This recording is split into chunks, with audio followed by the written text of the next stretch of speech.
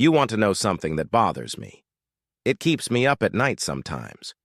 There are foods that oncologists, the doctors who spend their entire careers treating cancer, quietly remove from their own kitchens. They stop buying them. They stop cooking them. They stop letting their families eat them. But they almost never mention this to their patients. Not in the consultation room. Not during treatment. Not even during those long conversations about prognosis and survival. I've spent decades in clinical practice. I've worked alongside oncologists in hospitals and research centers. And I've watched what they eat. More importantly, I've watched what they refuse to eat. What they push to the side of the plate at hospital dinners.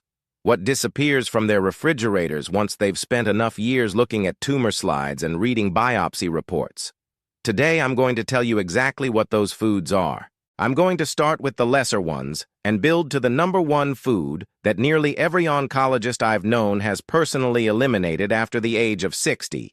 And I need to be honest with you about why this information doesn't travel from doctor to patient the way it should. It's not conspiracy. It's not malice. It's something worse. It's the belief that patients won't listen, that dietary advice falls on deaf ears, that people are too attached to what they eat to make changes. So oncologists make the changes for themselves and their families and move on. I think that's wrong.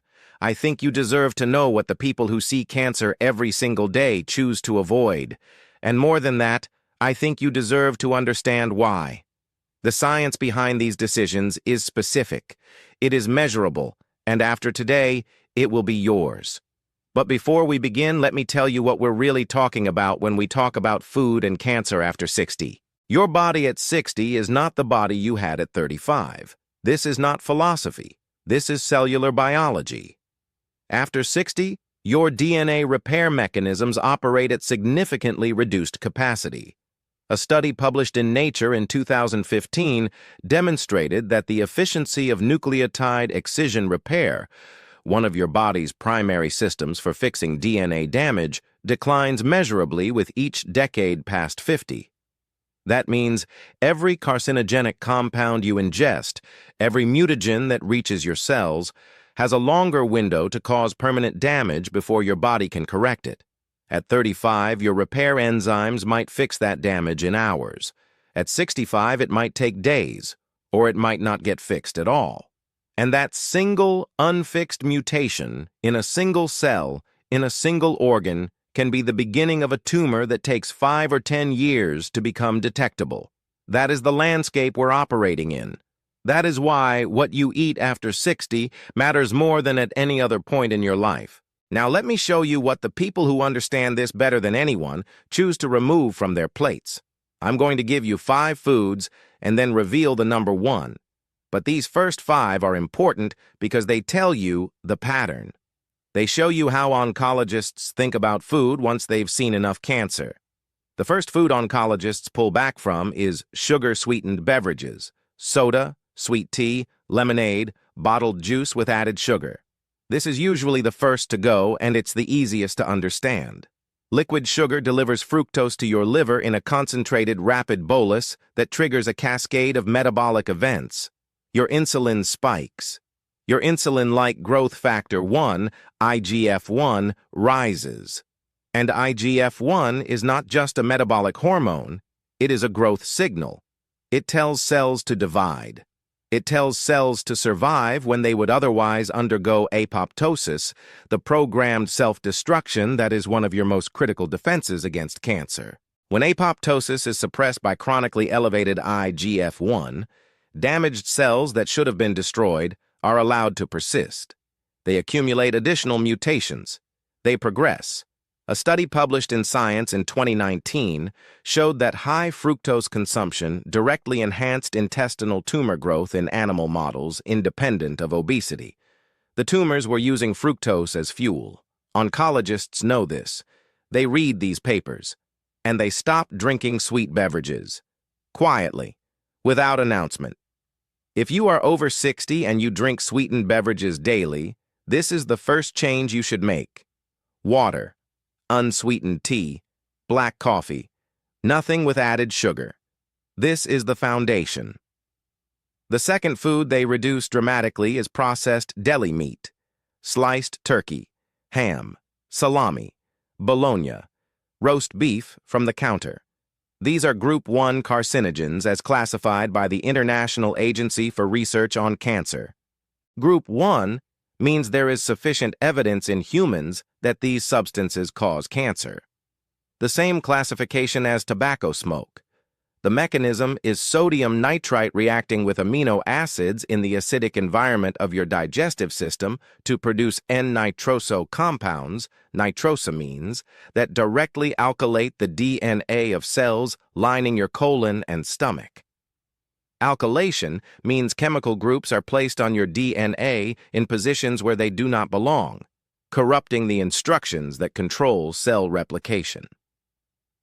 Oncologists who spend their days treating colorectal cancer understand this mechanism intimately. They see the end result of it on imaging scans and pathology reports. And they stop eating deli sandwiches for lunch. They switch to freshly cooked chicken, to canned salmon, to hard-boiled eggs, not because they're afraid, because they understand probability, because they've done the math on cumulative exposure over decades and they don't like the numbers. The third food that disappears from their routine is white bread and refined flour products. This connects directly to the insulin and IGF-1 pathway I described. Refined flour is stripped of fiber, stripped of bran, stripped of micronutrients. What remains is a vehicle for rapid glucose absorption. Every meal built on refined flour produces an insulin spike that elevates IGF-1 and simultaneously deprives your colon of the fiber it needs to produce butyrate. Butyrate is a short-chain fatty acid produced by your gut bacteria when they ferment dietary fiber. It is arguably the most important protective compound for your colonic epithelium. It promotes apoptosis in abnormal cells. It reduces inflammation. It maintains the integrity of the mucosal barrier. Without adequate fiber, you produce less butyrate. Without butyrate, your colon's defense system is weakened at exactly the age when it needs to be strongest. Oncologists understand this axis. They switch to whole grains, to legumes, to vegetables that deliver fiber directly to the gut microbiome. Not as a trend, as a clinical decision. The fourth food they minimize is charred and heavily grilled meat. This one surprises people because grilling feels like one of the healthiest ways to cook. No oil, no frying, just heat and protein. But when muscle meat, any meat, beef, chicken, pork, fish, is exposed to very high temperatures, two categories of carcinogenic compounds form. The first are heterocyclic amines, known as HCAs. These form when amino acids and creatine in meat react at temperatures above 300 degrees Fahrenheit. The second are polycyclic aromatic hydrocarbons, known as PAHs. These form when fat drips onto flames or hot coals, and the resulting smoke deposits these compounds back onto the surface of the meat. Both HCAs and PAHs are potent mutagens. They require metabolic activation by enzymes in your liver, primarily the cytochrome P450 family, after which they bind directly to DNA and cause the kind of lesions that initiate carcinogenesis. An oncologist who has seen enough pancreatic and colorectal tumors understands that the char on a steak is not flavor. It is a measurable dose of mutagenic compounds. They still grill, but they marinate their meat in acidic or antioxidant-rich marinades, which studies have shown can reduce HCA formation by up to 90%. They cook at lower temperatures. They remove charred portions. They never eat blackened meat. These are small adjustments with significant cumulative impact. The fifth food they limit is alcohol, even moderate alcohol, even red wine. This is the one that generates the most resistance because the cultural narrative around moderate drinking, especially red wine, has been so persistent. But the oncology community has moved past that narrative. The evidence is clear. Ethanol is metabolized by your body into acetaldehyde, a compound classified as a Group 1 carcinogen. Acetaldehyde directly damages DNA and interferes with your cell's ability to repair that damage. It creates a double failure, more damage and less repair happening simultaneously. A comprehensive review published in The Lancet Oncology established that alcohol consumption is causally linked to cancers of the mouth, throat, esophagus, liver, colon, rectum, and breast. There is no threshold below which the risk disappears entirely. Every drink adds a small amount of risk, and after 60, when your DNA repair capacity is already diminished, that small amount of risk carries more weight than it did at 40. Most oncologists I know who are over 60 have either stopped drinking entirely or reduced their consumption to rare occasions. Not because they don't enjoy it, because they've looked at the data and made a personal calculation. Now, these 5 foods paint a picture. They show you how oncologists think. They show you the common threads, carcinogenic compounds that damage DNA, growth signals that promote abnormal cell survival, the absence of protective factors like fiber and butyrate, chronic inflammation, cumulative exposure over years and decades. But there is one food that sits above all of these. One food that nearly every oncologist I have worked with removes from their kitchen entirely after 60. And it's the one I need to tell you about now. The number 1 food is processed red meat, consumed as a daily staple. I need to be precise here, because this is different from what I said about deli meats earlier. Deli meats are one form, but the number 1 food is broader than that. It is any processed red meat product, bacon, sausage, hot dogs, pepperoni, cured ham, smoked beef, jerky, that is eaten not occasionally, but as a regular recurring part of daily life. The distinction matters. An oncologist who eats a strip of bacon at a holiday brunch is not the same as a person who eats bacon and sausage every morning for 30 years. It is the daily pattern that creates the danger. And here is why this particular category sits at the top. Processed red meat combines every single mechanism I have described today into one food. It contains nitrite preservatives that form nitrosamines. It contains heme iron that catalyzes lipid peroxidation and generates 4-hydroxynonenal and malondialdehyde. It is often cooked at high temperatures, producing heterocyclic amines and polycyclic aromatic hydrocarbons. It frequently replaces fiber-rich foods in the meal, reducing butyrate production. And when eaten daily, it drives chronic low-grade inflammation in the gut through the combined action of all these pathways simultaneously. No other single food attacks the lining of your colon through so many carcinogenic mechanisms at once. This is not my opinion.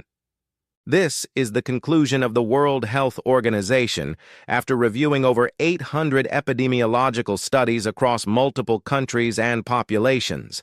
Processed red meat is classified as a Group 1 carcinogen for colorectal cancer, and the dose-response relationship is linear. The more you eat and the more frequently you eat it, the higher your risk climbs. There is no plateau. There is no safe daily amount that has been established.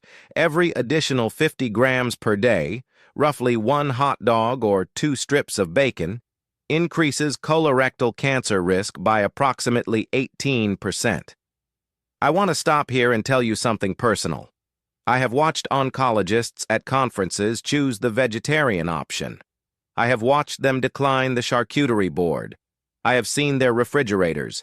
There is no bacon, there is no sausage, there are no hot dogs.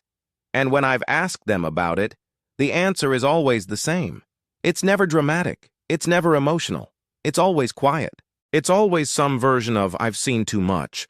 That phrase carries more weight than any statistic I can give you. These are the people who see cancer every single day. They understand what it does to the body. They understand what it does to a family. And they have looked at the evidence and decided that no breakfast food is worth the cumulative risk. Here is what I want you to do. I'm not asking you to become vegetarian. I'm not asking you to give up every food you enjoy. I am asking you to look at your week honestly. How many times did you eat processed red meat in the last 7 days? How many mornings started with bacon or sausage? How many lunches were a deli meat sandwich? How many dinners included hot dogs or pepperoni? Count them. Write the number down, and then cut that number in half this week, not next month, this week. Replace those meals with eggs, with fish, with chicken, with beans, with lentils. Give your colon a chance to recover. Give your DNA repair mechanisms a chance to catch up. Give the lining of your gut a chance to produce butyrate and reduce the inflammation that has been accumulating silently for years. You are over 60. Your body does not process these compounds the way it used to. The margin for error is narrower now. The ledger your cells have been keeping is longer than you think. And the only person who can change what gets added to it tomorrow is you. Which of these foods shows up the most in your daily life? Tell me in the comments. I read every one. In my next video, I'm going to show you the 5 vegetables that oncologists eat every single day after 60, the ones that actively reverse the kind of damage these foods cause, and why one of them is more powerful than most people realize.